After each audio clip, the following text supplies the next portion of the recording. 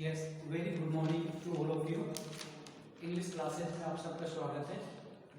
आज हम English grammar का नरेशन का टॉपिक पढ़ेंगे।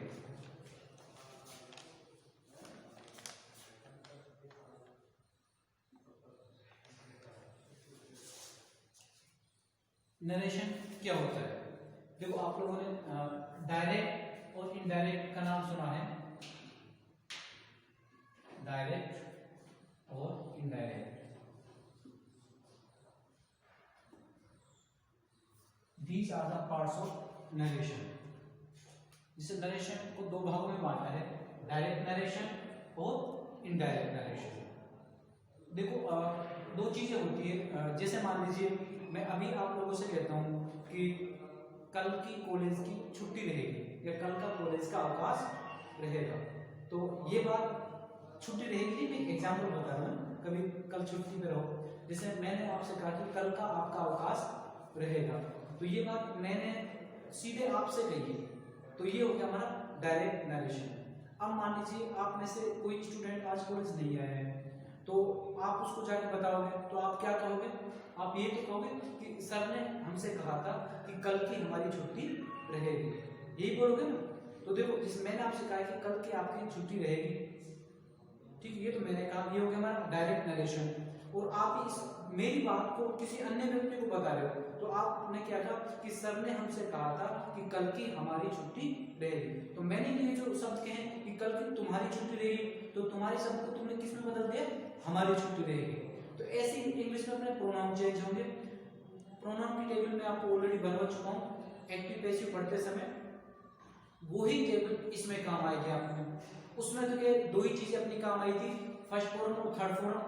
इसमें बीच में जो पोजीशन प्रोनाउन जो मैंने करवाया था, वो भी इसमें चेंज होगा, ठीक है। तो ये सारे परिवर्तन हम पढ़ेंगे। तो एक तरह से हम कह सकते हैं कि डायरेक्ट नरेशन, पहले हम डायरेक्ट नरेशन की बात करते हैं।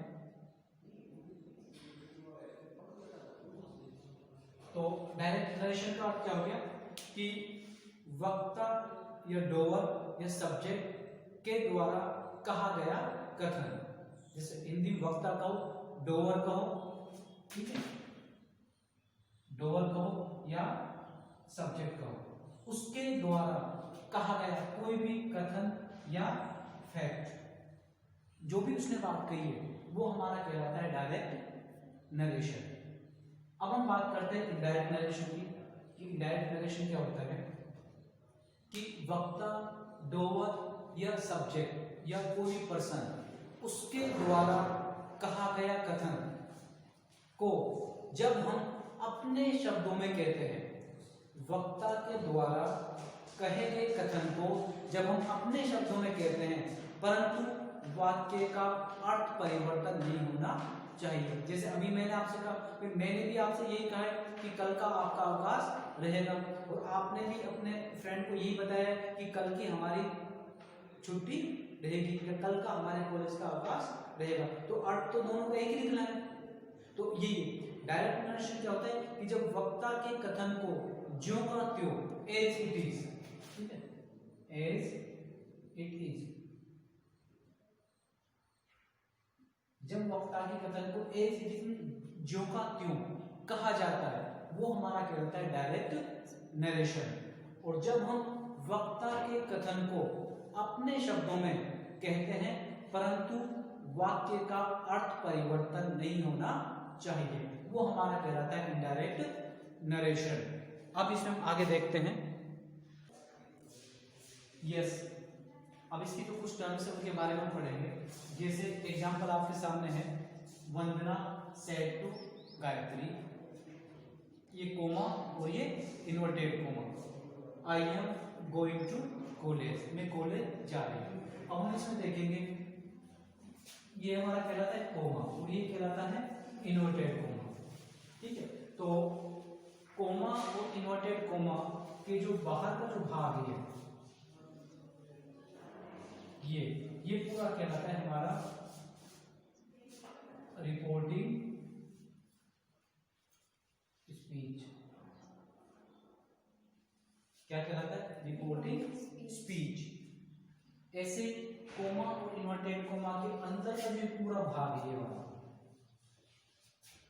ये हमारा कहलाता है रिपोर्टेड स्पीच, क्योंकि बीच में बार बार ये सब यूज होंगे, रिपोर्टिंग स्पीच के इसके अनुसार, रिपोर्टेड स्पीच के इसके अनुसार, तो उस समय आपको पता होना चाहिए कि ये क्या होता है। अब देखो रिपोर्टेड स्पीच की बात करते हैं, तो ये रिपोर्टेड स्पीच है पूरा, ये रिपोर्टेड स्पीच का क्या है, सब्जेक्ट, और ये इसका क्या है, ऑब्जेक्ट, और ये इसकी क्या है, वर्ब। ठीक है, ऐसे में अंदर चलते हैं। रिपोर्टेड स्पीच की अगर बात करते हैं, ये इसका subject, helping verb, main verb, और ये आपका ऑब्जेक्ट। अब जब बार बार इनका प्रयोग किया जाए, रिपोर्टिंग स्पीच, ये रिपोर्टिंग स्पीच ये क्या हो गई, जैसे वर्ब हो गई, ये इसका ऑब्जेक्ट हो गया, ये आपको याद होना चाहिए।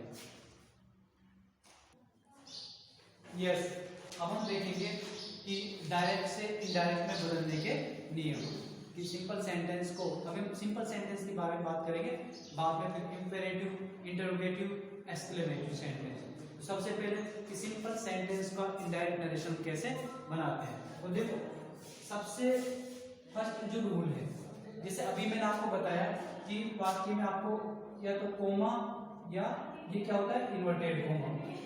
तो हमारा पहला रूल है कि कोमा और इन्वर्टेड कोमा को हटा दिया जाता है। ठीक है, कोमा इन्वर्टेड कोमा को हटा दिया जाता है।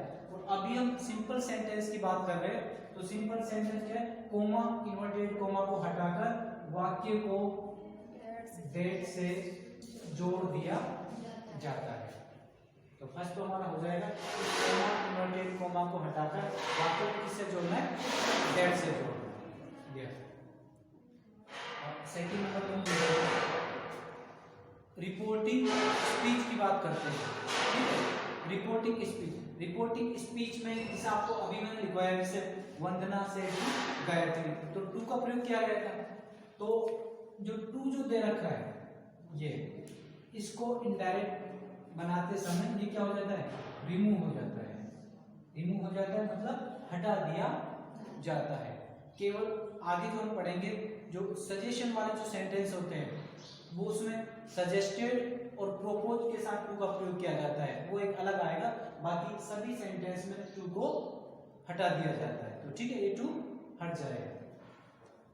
थर्ड नंबर पे हम बात करते हैं वर्ब को चेंज करना, कि वर्ब कैसे परिवर्तित होती है। तो वर्ब में जैसे अभी आपको बताया कि आपको या तो शे मिलेगा, या सेज मिलेगा, या शेड मिलेगा, ये मिलेंगे। तो इसका एक रूल है कि यदि इनके बाद नो ऑब्जेक्ट,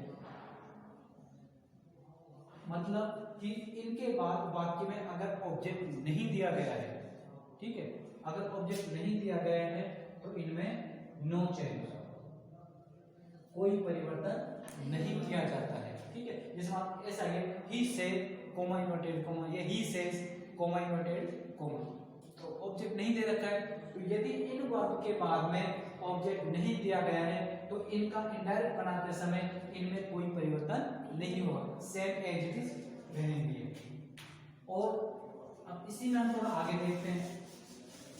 अगर मान लो आपको यही वर्ब दे रखी है और इनके बाद आपको ऑब्जेक्ट दिया गया है, इनके बाद आपको ऑब्जेक्ट दिया गया है, तो हम क्या करते हैं, जो से है, से बदल जाता है टेल में, और सेज का हो जाता है टेल्स, और सेड का हो जाता है टोल। तो यदि इनके बाद में ऑब्जेक्ट दिया गया है तभी इनमें परिवर्तन होगा, अन्यथा परिवर्तन। यस, अब हम आगे पढ़ेंगे प्रोनाउन संबंधित परिवर्तन। प्रोनाउन कैसे चेंज होता है, तो पहले हम प्रोनाउन के बारे में बात कर चुके हैं कि pronoun first person, second person, third person, ये तीनों के बारे में मैं टेबल आपको बनवा चुका हूं। तो इसमें एक पहले एक सूत्र के द्वारा पढ़ेंगे और फिर मैं आपको इसको लंबे तरीके से समझाऊंगा। ये शायद आपने इसको पहले पढ़ा होगा।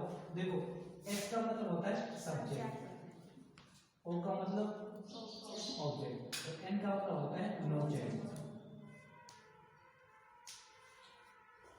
मान लीजिए इनवर्टेड कोमा के अंदर, ठीक है, इनवर्टेड कोमा के अंदर हम देखेंगे, अगर आपको फर्स्ट पर्सन दिया गया है तो फर्स्ट पर्सन क्या होता है हमें पता है, एक तो आई होता है और एक वी होता है, ये है। अगर इनडायरेक्ट में, डायरेक्ट में इनवर्टेड कोमा के अंदर आपको आई या वी, ये फर्स्ट पर्सन के प्रोनाउन ये दिए गए हैं, तो आप रिपोर्टिंग क्लॉज जो बाहर है उसके सब्जेक्ट के अनुसार उसको परिवर्तित करेंगे। ऐसे अगर आपको सेकंड पर्सन दे रखा है, सेकंड पर्सन होता है हमारा यू, तो सेकंड पर्सन दे रखा है तो रिपोर्टिंग क्लॉज के ऑब्जेक्ट के अनुसार उसको चेंज करेंगे। और अगर मान लीजिए उसमें थर्ड पर्सन दे रखा है, ये होते हैं थर्ड पर्सन आपके ही, सी, इट, नेम या ईटीसी जो और भी आता है इसके अंदर, तो इनमें क्या होता है एन नो चेंज, कोई परिवर्तन नहीं होता है। तो देखो यदि इनडायरेक्ट बनाते समय डायरेक्ट में लास्ट में थर्ड पर्सन दे रखा है तो उसी को हम लिख देंगे, कोई परिवर्तन नहीं करेंगे। लेकिन सेकंड पर्सन दे रखा है तो रिपोर्टिंग क्लॉज के ऑब्जेक्ट के अनुसार उसको चेंज करेंगे। और यदि फर्स्ट पर्सन का प्रोनाउन दे रखा है तो उसको हम सब्जेक्ट के अनुसार परिवर्तित करेंगे।